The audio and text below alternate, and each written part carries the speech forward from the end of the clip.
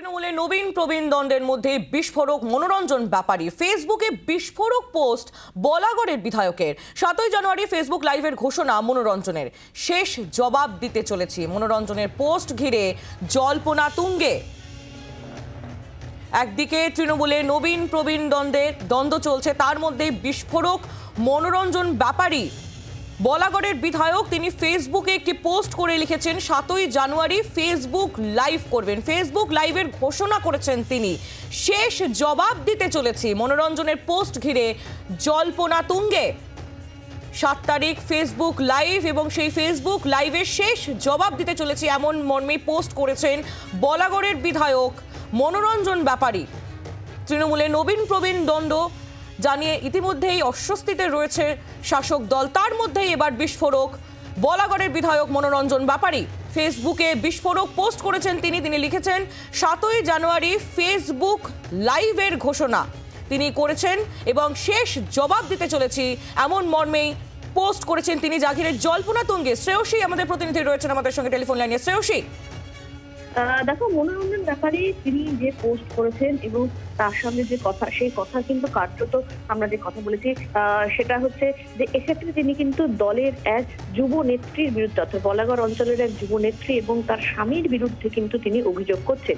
যেখানে তার অভিযোগের মূল বিষয় হচ্ছে যে ওই যুব নেত্রী এবং তার স্বামী এলাকার নানান ধরনের দুর্নীতির কাজের সঙ্গে যুক্ত এবং সেক্ষেত্রে বালি চুরি রয়েছে, গাঁজা চাষ সহ একাধিক বিষয়ের সঙ্গে যুক্ত বলে দাবি মনোরঞ্জন ব্যাপারী বলাগড়ের বিধায়ক। এখন এক্ষেত্রে তার বক্তব্য হচ্ছে তিনি নিজে তার প্রতিবাদ করেছিলেন বলে কার্যত তার বিরুদ্ধে নানান রকমের মিথ্যা অভিযোগ দেওয়া হচ্ছে।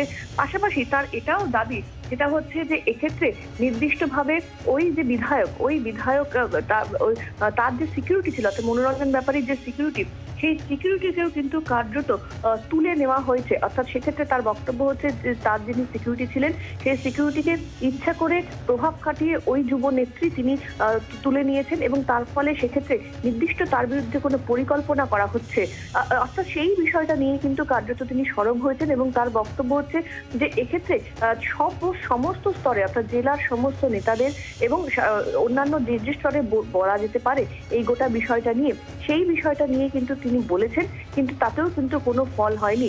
ফলে কার্যত তিনি বলছেন যে তিনি 7 তারিখে সেক্ষেত্রে তিনি সাংবাদিক সম্মেলন করবেন অথবা সোশ্যাল মিডিয়ায় নির্দিষ্টভাবে তার বক্তব্য রাখবেন এবং শেষে তিনি তার যে পোস্ট করেছেন সেই পোস্টে তিনি বলছেন যে এবার হয় এসপার হবে নয় ওসপার হবে।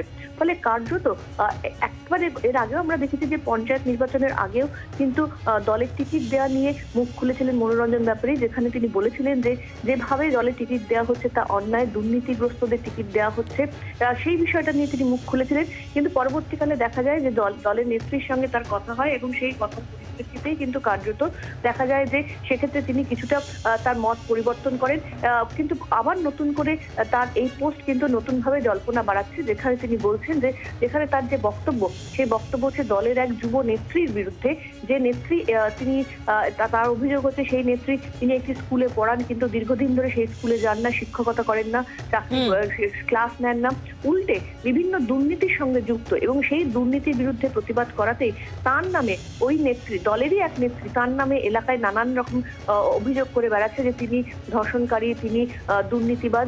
এবং সেক্ষেত্রে তার বক্তব্য হচ্ছে যে তাহলে যদি দলের নেত্রীরাই, দলেরই একজন দলের বিধায়কের বিরুদ্ধে এই ধরনের অভিযোগ প্রকাশ করেন, তাহলে সেক্ষেত্রে বিরোধীরা সারাক্ষণ যে চোর বলে তার মধ্যে দোষ কোথায়? ফলে সামগ্রিকভাবে এই যে বিষয়টা, এই বিষয়টা নিয়ে কিন্তু কার্যত রীতিমতো ক্ষোভ প্রকাশ করেছেন এবং বিস্ফোরক মনোরঞ্জন ব্যাপারী এবং তার বক্তব্য এই গোটা বিষয়টা নিয়ে সমস্ত স্তরে জানিয়েছেন তিনি, কিন্তু জানিয়েও কোনো ফল হয়নি। একেবারে শ্রেয়সী, ধন্যবাদ তোমায়।